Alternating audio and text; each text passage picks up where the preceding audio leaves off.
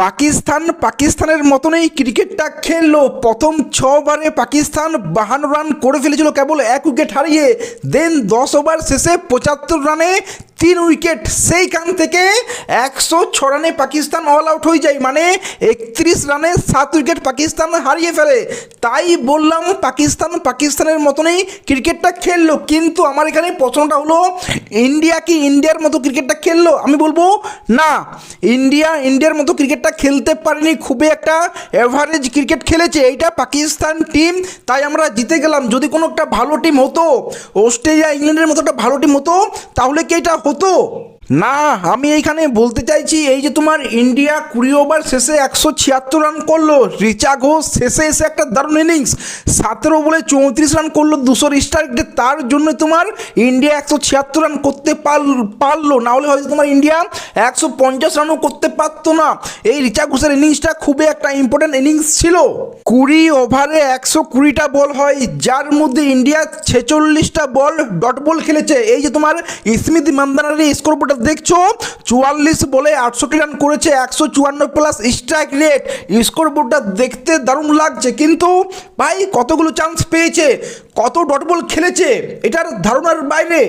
খুবই একটা জঘন্য ক্রিকেট, আমি বলবো জঘন্য বলবো না, কিন্তু হ্যাঁ অ্যাভারেজ ক্রিকেট আমি বলবো তোমার মান্দানা খেলেছে। এছাড়া তোমার হরমনপ্রীত কৌর, সে 36 বলে 35 রান করেছে, কি 35 বলে 36 রান করেছে। T20 ম্যাচে ওডিআই ইনিংস খেলেছে, আমি এখানে এটাই বলবো যেটা তোমার হরমনপ্রীত কৌর খেলেছে। আর তার সাথে পাকিস্তানের ফিল্ডিং, ওরে ভাই কি বলবো, মানে ইন্ডিয়া এক সময় ভেবে নিয়েছিল ভাই আমরা গ্যাপ বের করতে পারছি না, তো পাকিস্তানের ফিল্ডারের হাতে মেরে দিই, ওরা ক্যাচ ছাড়বে, আমরা সিঙ্গেল ডবল ওখান থেকেই নিয়ে নেব। মানে এরকম একটা অবস্থা চলে এসেছিল। পাকিস্তান এত ফিল্ডিং এত ক্যাচ মিস করছিল, মানে কি বলবো, প্রত্যেক 3 ওভার 4 ওভার পর পর একটা করে ক্যাচ মিস করছে পাকিস্তানের cricket team, women cricket team.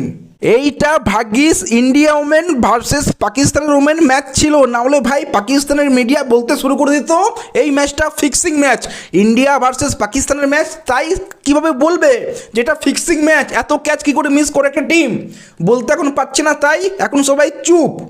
যাই হোক, ইন্ডিয়া 176 রান বানায়, যার মধ্যে 100 রান কেবল বাউন্ডারিতে, 46টা ডট বল। হ্যাঁ, বাউন্ডারি মেরেছে 100 রান, যেটা খুবই পজিটিভ সাইড, এটা আমি বলবো পজিটিভ দিক, যে তোমার 176 রানের মধ্যে 100 রান তোমার বাউন্ডারিতে দিয়েছে। কিন্তু ভাই ওই 46টা ডট বল, এটা হজম হচ্ছে না। 46টা ডট বল তুমি কীভাবে খেলতে পারো? 120 বলের মধ্যে রিচা ঘোষের ওই ইনিংসটা, তার সাথে তোমার ওই পাকিস্তানের ফিল্ডিং, এইসব তো ভাই বাদেই দাও।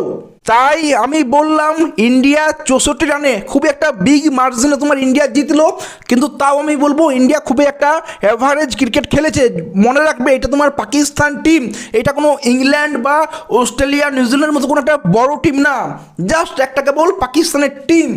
এই যে দীপ্তি শর্মা 5 উইকেট নিল, দেন একটা রান আউটও করেছিল। সে তোমার কোন ব্যাটসম্যান ছিল একজন, যে তোমার 41 রান করে খেলছিল, 35 বলে আই থিঙ্ক 41 রান করেছিল, মুজিবা আলী বা এরকম কিছু একটা নাম ছিল, তাকে রান আউট করলো। এইসব যদি না হতো, দীপ্তি শর্মা যদি 5টা উইকেট না নিতে পারতো, কি তোমার ওই রান আউটটা না করতে পারতো ভাই, তাহলে পাকিস্তান হয়তো ম্যাচটা অনেকটা ক্লোজ নিয়ে আসতে পারতো। আমি বলছি না পাকিস্তান ম্যাচটা জিততো, পাকিস্তানকে আরেকবার ব্যাটিং করালো পাকিস্তান ম্যাচটা জিততো না, এটা আমরা জানি। কিন্তু ভাই আমি বলছি ইন্ডিয়া এত অ্যাভারেজ ক্রিকেট খেলেছে, পাওয়ার প্লেতে তোমার পাকিস্তান 52 রান বানিয়ে দিচ্ছে, আমি এটাই বলছি। ফিল্ডিং নো ডাউট খুবই ভালো করেছে, কিন্তু ক্যাচও মিস করেছে ইন্ডিয়ার টিমেও। এনিওয়ে, খুশির খবর এটা হলো যে তোমার ইন্ডিয়া প্রথম ম্যাচটা পাকিস্তানের সাথে জিতলো। আর আমি এখানে বলবো সেলিব্রেট করো না, শিক্ষা না ওই ম্যাচটা থেকে, যে আমরা কী কী ভুল করেছি। 46টা ডট বল আমরা কীভাবে খেলেছি, 40টা ডট বল খেলেছি, যার মধ্যে তোমার 6টা উইকেট ছিল, টোটাল 46টা ডট বল। এইগুলো কীভাবে সুধারানো যায়? এই যে পাকিস্তান 52 রানে পাওয়ার প্লেতে 52 রান মেরে দিচ্ছে, এইগুলো কীভাবে সুধারানো যায়? সিঙ্গেল ডবল কীভাবে নেওয়া যায়? এইগুলো পাকিস্তানকে ইন্ডিয়াকে দেখতে হবে, সুধারতে হবে। তাই আমি বলবো এই একটা ছোটো ম্যাচ জিতে সেলিব্রেট করা উচিত না, শিক্ষা নেওয়া উচিত। কারণ এইভাবে ক্রিকেট খেললে তুমি T20 ওয়ার্ল্ড কাপ জিতবে না। পাকিস্তান ছিল 31 রানে 7 উইকেট পড়ে যাচ্ছে। চলো, দীপ্তি শর্মা ভালো বোলিং করেছে, রান আউট করেছে, সব কিছুই মানছি, কিন্তু এটা পাকিস্তান, তাই তোমার 7 উইকেট পড়ে করে গেল। কোনো ভালো টিম হলে ভাই এটা ইম্পসিবল হতো। অপর থেকে যখন তোমার 6 ওভারে 52 রান করে দিয়েছে, ওইখান থেকে ম্যাচে ফেরা খুবই একটা ডিফিকাল্ট হতো।